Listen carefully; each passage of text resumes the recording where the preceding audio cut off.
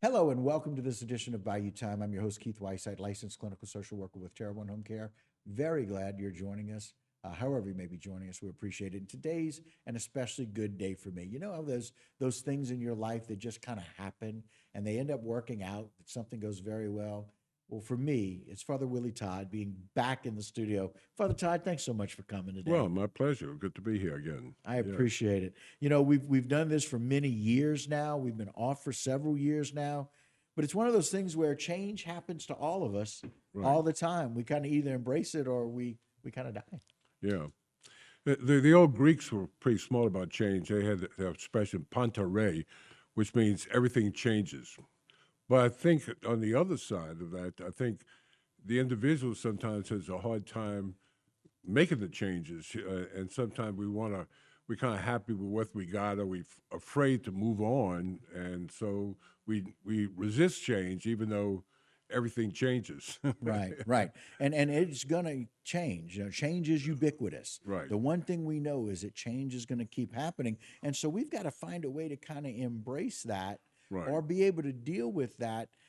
And it's tough. You know, I'm, right, I'm a social worker, you know, I'm a change agent, right, but I'm not always a fan of changing. right. You Well, know, it's difficult. It's one of those things where we see in this summertime how the kids get out of school and they have to embrace this change. And then pretty soon they've got to embrace this change of going back to school. right, And we got to think about ways to make that easier, transition easier. sure. It make easy for all of us in all of our changes, Right, because I think if you don't change, you die. You mean basically, I right, mean either right. a physical death or a mental death. Yeah, right. Right. And that our spiritual life as well. Oh We've yeah, got to certainly. find a Yeah. way to be able to do that. You know, thinking about change brings me back to Corinthians 13:11. It's just one of those things that really stuck out to me. My teacher, Pauline Fleming, many, many years ago, challenged us to really embrace English. And so it was my English teacher, and we kind of talked about it as it relates to in biblical times, how we embrace and understand what they mean. But Corinthians said, when I was a child, I spake as a child, or I spoke as a child. I understood as a child, and I thought as a child. But when I became a man, I put away childish things. I think it's one of those challenges for us to be able to say, as life changes, we have to change with it. We have to change our thinking too. Right, right. And all of us do somewhat. I mean, we all change, but sometimes we go down fighting, Right? and, Right? and sometimes we embrace it. But I think once we meditate and find out, well, what does that mean? To change. I think people more embrace it than fight it. Right. Right. I Yeah. think you're right. I think you're right. You know, it's really interesting for me as a young man. I was very dedicated. I thought that I wanted to become a priest. Prayed Uh-huh. really hard and diligently about that. Realized that that's not where my path led, and so being a social worker, I thought was the best next thing for me. When was it for you as a young man that you realized that that was something that you wanted to pursue? Well, I went to actually a summer camp at St. Joseph Abbey, and I'm from a large family. I'm the oldest of 10, and pretty much they had the same type of things we had at home, and Okay. so that was familiar. So they prayed together, they worked together, Okay. and they did things together, and Like a family a unit family would unit, be. yeah. Okay. And so I said, boy, this is it. So I really wanted to. I signed up to being a monk, at first, Okay. and then I realized later that the Lord was calling me to be a diocesan priest and work in the parish. But because the monk lifestyle was very similar to our family, that we ate together, they ate together and so forth. They prayed, they went to mass together. We went to mass together and so forth. That it felt like a nice soft glove, Mm. and so I wanted to embrace that. Well, I did embrace it, but I realized that wasn't for me. Right. Or the Lord wasn't calling me there, so I had to make a change, and I Mm. did. Right. And I wasn't even sure what I wanted to be. I thought maybe the Lord might be wanting me to be a missionary in Mississippi where there's hardly any Catholics. But Oh, but okay. then, but then I got rejected by the bishop because he said he didn't take people who were studying to be monks over there. Oh, So okay. anyway, it wasn't supposed to be personal. I'm sure Right, it right, wasn't, but I mean, it was a rejection. I mean, right. so I decided to sign for the Archdiocese of New Orleans, and then when we broke off, I stayed over here, which I had been working about my whole life. Right. And so it's interesting. I think in some of those examples, we talk about what maybe felt comfortable initially, Right. figuring out what it is that maybe you wanted to do. And that felt very similar to family. So that transition or that change was a comfortable one. Well, it was comfortable. It was comfortable, but it was very it was very earth shattering for me because for the first time I realized that before I said prayers, but I realized Jesus was a person in my life. And I came to Okay. that realization. It just all the supports I had before seemed to drop, and then I was sort of spiritually naked and realized that Jesus was there for me, and it was a personal experience and not just a head experience. I Right. mean, An awakening. it was awakening on my parts. Okay. And the other thing I'll just say real quick is that I was challenged by the rector, but said, "Do you really want to be a monk?" And I said, "Yeah, I want to be a monk. Yeah, yeah." And so sometimes I was resisting the change initially, but I prayed to me. He said, "Pray about it," and I did, and I came to realize, and I consulted people, and came to realize that, I really didn't want to be a monk. Right. Yeah.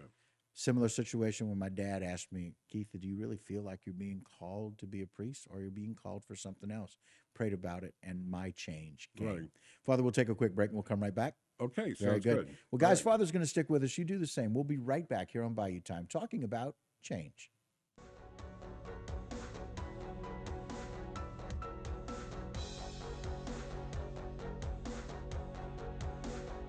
Today's social media segment is brought to you by Alford and Associates for all of your insurance needs.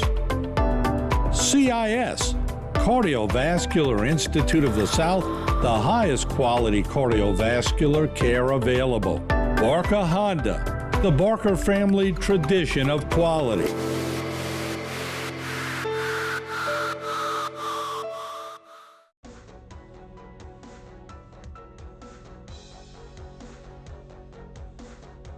Hello and welcome back to this edition of Bayou Time. Again, your host, Keith Weisheit. Thanks for joining us. Spending some time with my friend and mentor and colleague, Father Todd. Thanks again for joining us. Good to be here. And so I say mentor in as much as I've been reading your stuff long before we ever met, Right. with all of the writings that you've done. But speaking of change and how we deal with change, yours was a challenge by the rector. Mine was a challenge for my dad to really see where we needed to be. But we learn different things as a young person or as a young priest, right? Yeah, and one of the things, in fact, I just wrote an article for the Lafourche Gazette, but it come out next week. Okay. Not to this week, but anyway. And I talked about changing from going into an environment where I had to wake up early because we had 6 o'clock mass every morning. I had to celebrate. And then on Sunday, we have 5 o'clock mass. Now, I didn't have to do it every Sunday, but every other Sunday. Okay. But then I like to stay up late. Right. so That was you, right? me. That was who you were. I like to watch late television. But a lot of priests have the luxury of taking a nap in the afternoon. But I was assigned to a parish, St. Joseph's Show there. Right. They had a high school, a junior and a senior high. So I was involved in the high school, so I couldn't take a nap. So what happened was two things. I mean, I realized when I was driving sometimes, which it shouldn't have been, I had to turn on the window and put my head out to make sure I was awake. Okay. And then the other thing, when I was saying mass, I would sort of get a dizzy feeling like I'm gonna fall over. So I went to see the doctor and said, "Well, what's wrong?" He talked to me a few minutes. Said, "You're sleep deprived." No. Wow. And I guess when you're young, I was 25. You think you can conquer the world. Sure. And so We can that do was me. anything. I was a young priest. I could do everything. It didn't make any difference, but I needed sleep. And I mean, it's so simple that when I even say it, I said, "Come on, what's wrong with you?" Why didn't the light go off, right? Yeah, why did the light go off?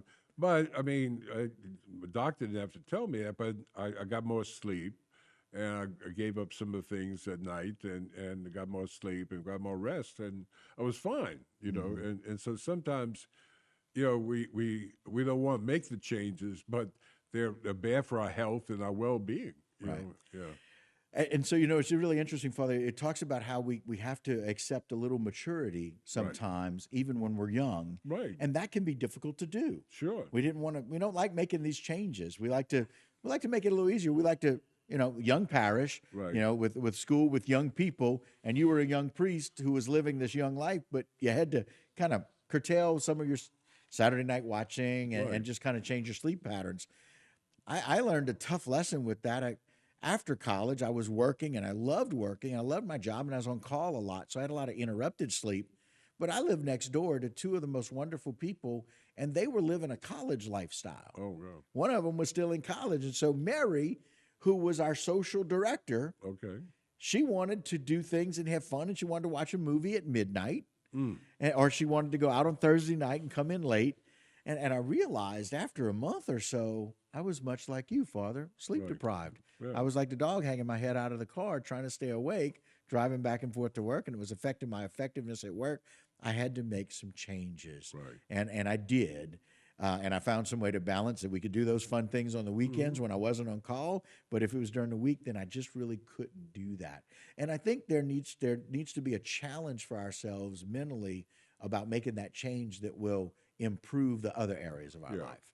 And that's why it's always good to talk to somebody. You doesn't have to be a doctor, but sometimes, you know, this a mature person can kind of say, "Wake up! You know, you're deprived of sleep. Come on!" You know, I mean, and this kind of tells you straight. You know, and then a light bulb goes on. Okay, yes. What I need to do, much that physical change and speaking with a doctor, kind of like spiritual distress when we go to confession. Right. Yeah. Very similar. Yeah, To being able to things get to build up and all like that, you know, and you know, I was touched by the story of the Manson story. You know, are you familiar with that? I don't know if you've been watching that part. There's this. It was a woman who I think when she was 16 or 17, she killed two people. So in the Manson things, and she got sentenced to life in prison. Okay. Well, she's been in prison for 53 years. Wow. And then she went before the board and said, but during in prison. She changed. Okay. And she got a master's degree, a doctor's degree, and she just wanted to go out and proclaim that she was wrong, you know. But they kept turning her down. So she went and said, "Listen, you're probably not going to listen to me, but I've changed. I want to be out, and I want to go do good because I want to help other people. And you're probably not gonna let me out." Well, they let her out. Oh, wow. After 53 years, you know, Wow. she was a teenager. I mean, when she did this, Okay. I mean, which is horrible. But now she can go out and do good because Right. she changed. Right. I mean, even though it was a horrible thing she did. I mean, Right. you know, but I mean, it's not gonna do any good to be in prison.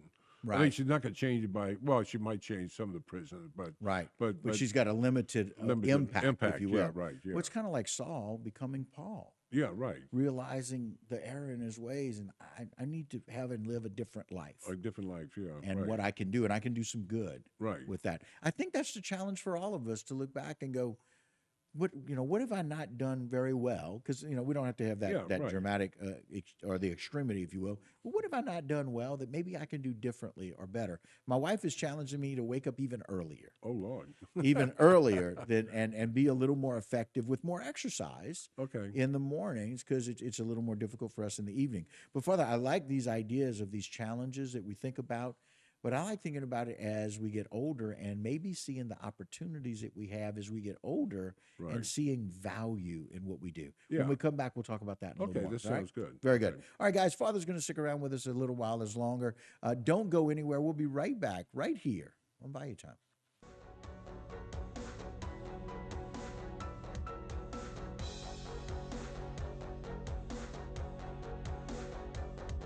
Today's social media segment is brought to you by Terrebonne General Health Systems, modern technology, and timeless caring.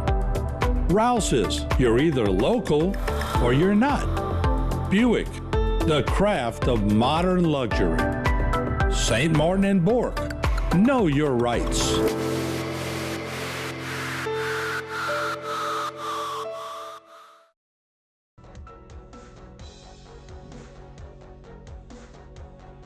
Hello and welcome back to this edition of Bayou Time. Again, your host, Keith Weisheit, joined by my dear friend, Father Willie Todd, as we're talking about change and how we deal with change. And very often, so many people, as they mature in their lives, we spend a lot of time thinking about and talking about retirement as Right. people get a little older. But I've found that probably 50% or so of those people that I know, they find a way to either do something else or go back to work. You've had a similar experience. Yes, I retired. I retired twice. I retired in '07 from St. Genevieve, and then I went back for 3 years at St. Joseph and Chauvin For the second round. For second round Right. for 3 years, and then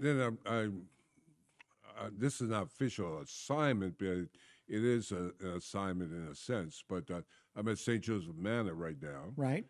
and I'm doing something. I always say that when people retire, I tell them if they just got braced a rocking chair, you're gonna be out of here. Right. I mean, If you want to sit on a sofa, you're Yeah. going to sit on a sofa and die soon. you're gonna die. Yeah. Right. But you have to have something to do and something some goals in life. I mean, they don't have to be. You're not gonna save the whole world or something like that, but you have to have something. Right. And so I found, I was happy, in just kind of filling in for other people or something like that, and I did a lot of that. And of course, I had my book I was going around selling, and so I was doing a lot of things even in retirement. Right. When, so I wasn't just sitting around on the rocking chair on the sofa. You were sitting in this chair very often on Yes, many right, Thursdays, right, yeah. helping I'm us still out. writing articles and Right. like that, and so I was definitely keeping busy, but also I realized that towards the end, I realized that I could not really keep up my house as I could because I had a lot of trees and fruit and so forth, which I enjoyed, growing and selling and everything else, but it got just too much for me. A little too But, physically demanding. yeah, with demands, and also my health was not what it was. Right. So you're all limited by your health, and I'm not. I can't run around like I used to, but that mean I'm useless. And Just I think because you can't do what you used to doesn't mean you're useless. that's right. That's What- right. I Very think good. we're going to coin that, Father, and use that right. in I the future. think, and so when the opportunity opened at St. Joseph Manor, Father Leday died, and so I looked at it and I said, this might be perfect, and it is because I say mass every day except on Mondays, my day off, and and then I minister the sacraments. I mean, hear confessions. We have anointing of the sick, and I do some of the funerals of people who die. Right. And so and then I do some counseling. So I feel I'm being used, and I think it's for the good of other people, So I feel I have a purpose in life. I mean, it's not just to wait for the great Ripper to come and take me, Right. But I'm going somewhere. I mean, and I'm doing something that's worthwhile. And I think if everybody had something they felt was worthwhile in their life, I think retirement would be better. But now it doesn't have to be, it doesn't have to be a spiritual thing. I'm doing the work of the church, but it could be something, I mean, a lot of people volunteer for organizations Sure, and sure. help out, Habitat for Humanity. I know there are a lot of people who retire and used to go around and help build houses for the homeless, Right. Right. I mean, that's a great thing, We have a group in Thibodeau there at the cathedral that helps build ramps for people. Yeah, right. We have one of the guys that helped raise me, my best friend's dad. He does hospice volunteering, Right. and so something very close to you and I, as Yeah. we've done home health and hospice in the past. And again, it's one of those things where people can find their value, and people still have value. Right. And it's important for people to know that you can be useful and not feel useless. Right. And you're not being a burden. You may have more needs, but you're not being a burden. And I love the fact that you said, listen, this is challenging for me. The opportunity came up, and you said, I'm going to embrace this change Yeah. and Well, live somewhere else. And the other thing is, I knew I had to give up a lot of things. I mean, I built my own house, Right. basically. So, I mean, you kind of fall in love with, your baby or something like that. Sure, sure. And so I knew I had to give that up and sell that and all the things that went in it, because you go from a 16 square foot house to a 500 apartment. Right. You know, it's a big change. You can't bring it all with you. Right. And so I had to sell off things and so forth. But I mean, it was worth the change. But it wasn't that hard once you make up your mind that you got to do it. I mean, Right. you can't take it all with you anyway. Right. You know. It's one of those things where our heart and our head need to get together. 'Cause Right. there's so many things that are attached to us through our heart. Right. All of those things that people have given and you found, and all of the different Right. things in your home, that we can't go from a 1,600 square foot house to a 500 square foot apartment and keep it all. Right. And so that's, I think, an important point to let people know it's okay to find a way to let go of things, even those things that you love. Right. And we can maintain the memories of those. Well, Father, I got to tell you, I don't want to let go of this opportunity. We're going to try and bring you back a little bit more often if we can. Thank you for being open to that. Well, good. And I'm glad. I appreciate that you're doing Mass every day. I appreciate that you're bringing some value and spiritual support to those people at St. Joseph Manor. Well, I'm glad to do it, and thanks for having me today. Thank you. Yes, sir. I'm glad you're still writing as well, and that's a good thing. I know as long as you'll keep writing, we'll all keep reading. Well, good. And that's a good thing. All right. Thank you very much. And so I thank Father for joining us today. I thank you for joining us. And I challenge you to be able to let go and live and embrace the change in your life. And that'll do it for this segment of Bayou Time. Don't go anywhere. A lot more right here on HTV.